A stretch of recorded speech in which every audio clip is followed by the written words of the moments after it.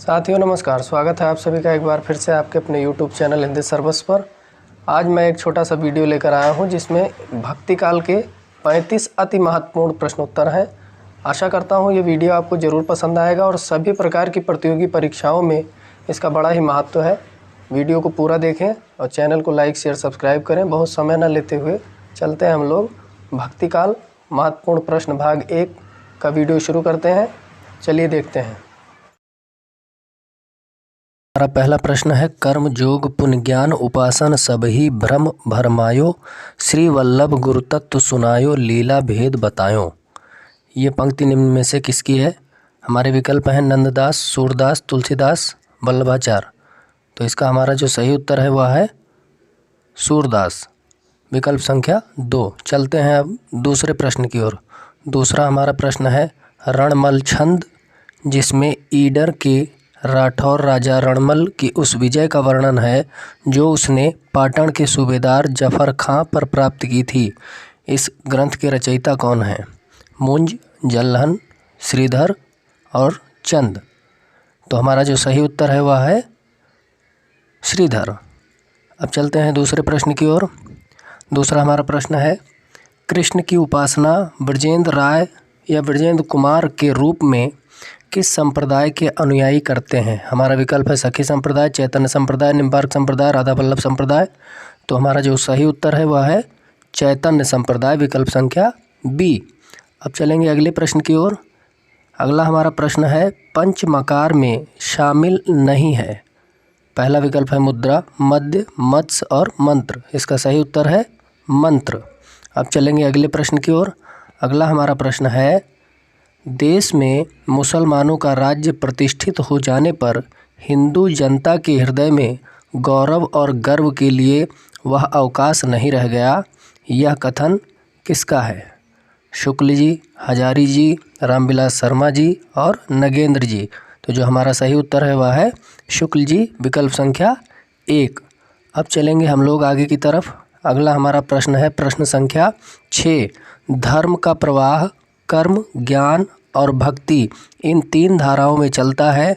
इन तीनों के सामंजस्य से धर्म अपनी पूर्ण सजीव दशा में रहता है। शुक्ल जी ने यह वाक्य भक्ति काल के किस प्रकरण में कहा है? प्रकरण 1, प्रकरण 2, प्रकरण 3, प्रकरण 4। तो ये वाक्य जो है शुक्ल जी ने भक्ति काल के प्रकरण संख्या 1 में कहा है। तो हमारा उत्तर सही है प्रकरण 1। अब चलेंगे अगले प्रश्न की ओर। अगला हमारा प्रश्न है प्रश्न संख्या 7। इनमें से किस पर्व में महाभारत में राम कथा का वर्णन है? आरण्यक पर्व, वन पर्व, आदि पर्व, किसी में नहीं। तो हमारा जो सही उत्तर है वह है विकल्प संख्या ए, आरण्यक पर्व। अब चलेंगे हम लोग अगले प्रश्न की ओर। अगला हमारा प्रश्न है स्थापना निष्कर्ष से संबंधित। स्थापना है, जैसे तुलसी मूलतः पारिवारिक जीवन के चितेरे हैं वैसे ही आधुनिक काल में मैथिली शरण गुप्त। और निष्कर्ष इसका है, दोनों का एक मूल स्रोत राम कथा है जो भारतीय परिवार की उज्ज्वलतम गाथा है। तो हमारे जो विकल्प हैं दोनों सही, पहला सही दूसरा गलत, दोनों गलत, पहला गलत दूसरा सही। तो इसका जो उत्तर सही है स्थापना और निष्कर्ष दोनों सही है, विकल्प संख्या 1 हमारा उत्तर होगा। अब हम चलेंगे अगले प्रश्न की ओर। नाथ पंथियों की अंतस साधना हृदय पक्ष शून्य थी, उसमें प्रेम तत्व का अभाव था। यह कथन किसका है?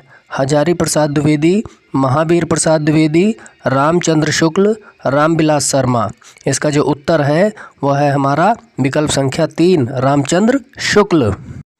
अब हम लोग चलेंगे अगले प्रश्न की ओर। अगला हमारा प्रश्न है, झिलमिल झगड़ा झूलते बाकी रही न काहू, गोरख अटके कालपुर कौन कहावे साहू। यह पंक्ति है गोरखनाथ, रैदास, कबीरदास, तुलसीदास।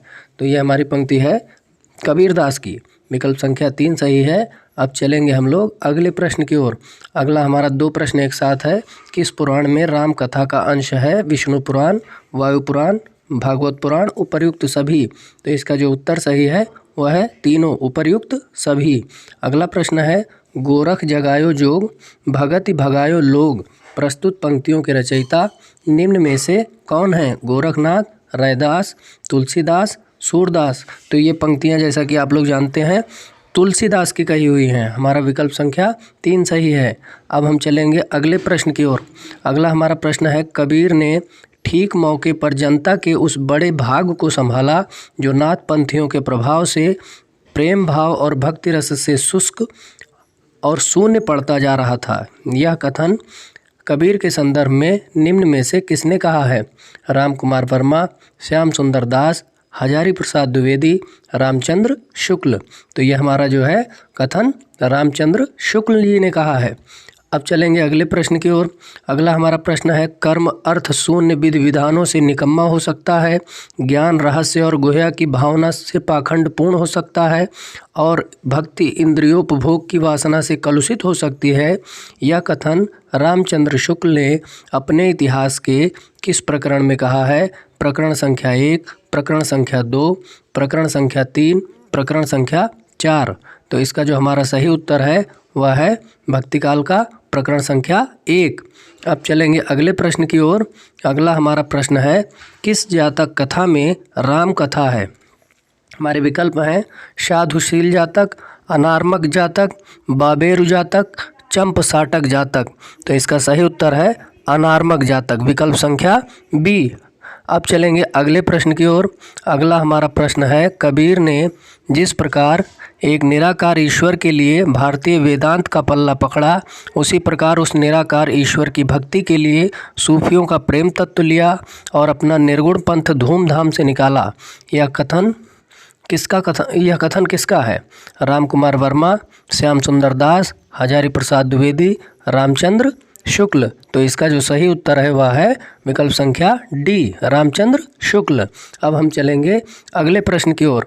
कबीर का भक्ति आंदोलन विद्रोह मूलक है तो गोस्वामी जी का प्रतिरोधात्मक। यह कथन निम्न में से किस विद्वान आलोचक का है? तो हमारे विकल्प हैं रामचंद्र शुक्ल, हजारी प्रसाद द्विवेदी, नामवर सिंह, डॉक्टर बच्चन सिंह। तो यह कथन जो है हमारा बड़ा महत्वपूर्ण है और इसको कहने वाले हैं डॉक्टर बच्चन सिंह। अब अगला प्रश्न है, भक्ति का जो सोता दक्षिण की ओर से धीरे धीरे उत्तर भारत की ओर पहले से ही आ रहा था, उसे राजनीतिक परिवर्तन के कारण शून्य पड़ते हुए जनता के हृदय क्षेत्र में फैलने के लिए पूरा स्थान मिला। यह कथन निम्न में से किस आलोचक का है? हजारी प्रसाद द्विवेदी, रामविलास शर्मा, रामचंद्र शुक्ल और डॉक्टर नामवर सिंह। तो इसका जो सही उत्तर है वह है रामचंद्र शुक्ल, विकल्प संख्या 3। अब चलेंगे अगले प्रश्न की ओर। अगला हमारा प्रश्न है, भादो मास पौष उजियारा तिथि नवमी और मंगलवारा नशत अश्विनी मेषक चंदा पंच जना सो सदा आनंदा। यह पंक्ति किसकी है? देखिए यहाँ पर कुतुबन की वर्तनी थोड़ा सा अशुद्ध हो गई है। कुतुबन, मंझन, ईश्वरदास और जायसी। इसका हमारा सही उत्तर है वह है ईश्वरदास। अब चलेंगे अगले प्रश्न की ओर। अगला हमारा प्रश्न है, शुद्ध प्रेम मार्गी सूफी कवियों की शाखा में सबसे प्रसिद्ध जायसी हुए, जिनकी पद्मावत हिंदी काव्य क्षेत्र में एक अद्भुत रत्न है। यह कथन किसका है? रामचंद्र शुक्ल, रामविलास शर्मा, विजय देव नारायण शाही, हजारी प्रसाद द्विवेदी। तो हमारा जो सही उत्तर है वह है आचार्य रामचंद्र शुक्ल। अब चलेंगे अगले प्रश्न की ओर। अगला हमारा प्रश्न है, निम्न में से किस विद्वान ने मध्यकालीन भक्ति साहित्य का प्रधान स्वर अवतारवाद माना है? हजारी प्रसाद द्विवेदी, नामवर सिंह, बच्चन सिंह, डॉक्टर नगेंद्र। तो हमारा जो सही उत्तर है वह है हजारी प्रसाद द्विवेदी। बड़ा ही महत्वपूर्ण प्रश्न है। अब चलेंगे अगले प्रश्न की ओर। भक्ति काल को वास्तविक लोक साहित्य किसने कहा है? डॉक्टर नामवर सिंह, डॉक्टर नगेंद्र, रामचंद्र शुक्ल, इनमें से कोई नहीं। तो ये कथन जो है वो हजारी प्रसाद द्विवेदी जी ने कहा है, इसलिए हमारा विकल्प सही होगा इनमें से कोई नहीं, विकल्प संख्या 4 हजारी प्रसाद द्विवेदी का कथन है। अब चलेंगे अगले प्रश्न की ओर। सुफल जन्म मोको गुर कीना, दुख विसार सुख अंतर दीना। ये पंक्ति किसकी है? नामदेव, विसोवा खेचर, रैदास और धन्ना। तो इसका सही उत्तर है नामदेव। अगला हमारा प्रश्न है, एक चित्त हमें चितवे जस जोगी चित जोग, धर्म न जाने पापी कहस कौन ते लोग। ये पंक्तियाँ किस ग्रंथ की हैं? सत्यवती कथा, मृगावती, मधुमालती, ज्ञानदीप। तो इसका जो सही उत्तर है वह है हमारा विकल्प संख्या 1 सत्यवती कथा। अगले प्रश्न की ओर चलेंगे। अगला प्रश्न है भक्ति काल को सांस्कृतिक द्वंद्व का काल किसने कहा है?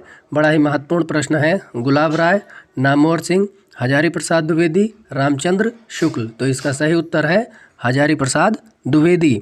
अब चलेंगे अगले प्रश्न की ओर। अगला हमारा प्रश्न है प्रश्न संख्या 25। भक्ति काल को महान आदर्श का साहित्य किसने कहा है? हजारी प्रसाद द्विवेदी, नामवर सिंह, नलिन विलोचन शर्मा, मुक्तिबोध। तो हमारा जो सही उत्तर है वह है हजारी प्रसाद द्विवेदी। अब हम लोग चलेंगे अगले प्रश्न की ओर। अगला हमारा प्रश्न है वे मध्यकाल के सच्चे महागुरु थे। आचार्य हजारी प्रसाद द्विवेदी ने यह कथन किसके लिए कहा है? कबीर, राघवानंद, रामानंद, गोरखनाथ। तो ये कथन हजारी प्रसाद द्विवेदी ने रामानंद के संदर्भ में कहा है। विकल्प संख्या 3 हमारा सही है। अब चलेंगे अगले प्रश्न की ओर। अगला प्रश्न हमारा है बकौल शुक्ल जी अर्थात शुक्ल जी के अनुसार निर्गुण पंथ के लिए मार्ग निकालने वाले नाथ पंथ के योगी और भक्त थे? नामवर सिंह, कबीरदास, तुलसीदास, बिसोवा खेचर। तो इसका जो सही उत्तर है वह है हमारा विकल्प संख्या ए नामदेव। अब चलेंगे अगले प्रश्न की ओर। अगला हमारा प्रश्न है हिंदू पूजे देहरा मुसलमान मसीद नामा सोई सेव्या जहाँ देहरा न मसीद। यह पंक्ति किसकी है? कबीर, रैदास, पीपा, नामदेव। इसका सही उत्तर है नामदेव जो कि विकल्प संख्या 4 है। अब उसके बाद अगला हमारा प्रश्न है निम्न में से किसका आरंभ व्यास के जन्मेजय के संवाद से पौराणिक ढंग पर होता है पर जो अधिकतर कल्पित, स्वच्छंद और मार्मिक मार्ग पर चलने वाली है? सत्यवती कथा, पद्मावत, ज्ञानदीप, इनमें से कोई नहीं। तो ये कथन ये जो है ये पंक्ति हमारी सत्यवती कथा नामक ग्रंथ के लिए कही गई है। अब हमारा अगला प्रश्न है सत्यवती कथा का नायक है सुजान कुमार, ऋतुपर्ण, प्रेम मनोहर, ताराचंद। जो इसका सही उत्तर है वह है विकल्प संख्या बी ऋतुपर्ण। अब हम चलेंगे प्रश्न संख्या 32 की ओर। भक्ति के उत्थान काल के भीतर हिंदी भाषा की कुछ विस्तृत रचना पहल कबीर ही की मिलती है। यह कथन निम्न में से किसका है? रामचंद्र शुक्ल, रामविलास शर्मा, नंद दुलारे वाजपेयी, हजारी प्रसाद द्विवेदी। तो भक्ति काल के उत्थान के भीतर हिंदी भाषा की विस्तृत रचना पहल कबीर की मिलती है। यह कथन रामचंद्र शुक्ल जी का है। अब चलेंगे अगले प्रश्न की ओर। प्रश्न संख्या 33। उनकी अर्थात कबीर की भाषा अनगढ़ है पर यथार्थ से जुड़ी होने के कारण अभिव्यक्ति क्षमता में बेमिसाल है। भाषा की अस्वाभाविकता आगे चलकर प्रेमचंद में ही मिलती है। यह कथन निम्न में से किसका है? हजारी प्रसाद द्विवेदी, नामवर सिंह, डॉक्टर बच्चन सिंह, रामचंद्र शुक्ल। तो इसका जो सही उत्तर है वह है हमारा डॉक्टर बच्चन सिंह विकल्प संख्या सी। अब हम चलेंगे 34वें प्रश्न की ओर। 34वां प्रश्न हमारा है यह सामान्य भक्ति मार्ग एक ईश्वरवाद का एक निश्चित स्वरूप लेकर खड़ा हुआ जो कभी ब्रह्मवाद की ओर ढलता था और कभी पैगंबरी खुदावाद की ओर। यह कथन निम्न में से किसका है? हमारे विकल्प है रामचंद्र शुक्ल, रामविलास शर्मा, हजारी प्रसाद द्विवेदी, इनमें से कोई नहीं। तो ये जो कथन है ये जो है हमारे हिंदी साहित्य के महान आलोचक आचार्य रामचंद्र शुक्ल का है। अब हम चलेंगे अगले प्रश्न की ओर जो कि हमारा अंतिम प्रश्न है। अद्वैतवाद के स्थूल रूप का कुछ परिज्ञान उन्हें रामानंद के सत्संग से पहले ही था। शुक्ल जी ने उक्त बात किसके संदर्भ में कही है? कबीर, नानक, रैदास, नामदेव। तो इसका जो सही उत्तर है वह हमारा है विकल्प संख्या 1 कबीरदास। इसी के साथ आज की प्रश्नोत्तरी यहीं पर समाप्त होती है। प्रश्नोत्तरी कैसी लगी कमेंट करके ज़रूर बताएं। चैनल को लाइक शेयर सब्सक्राइब करें और अपने प्रतियोगी साथियों के पास वीडियो को ज़रूर शेयर करें। बहुत बहुत धन्यवाद।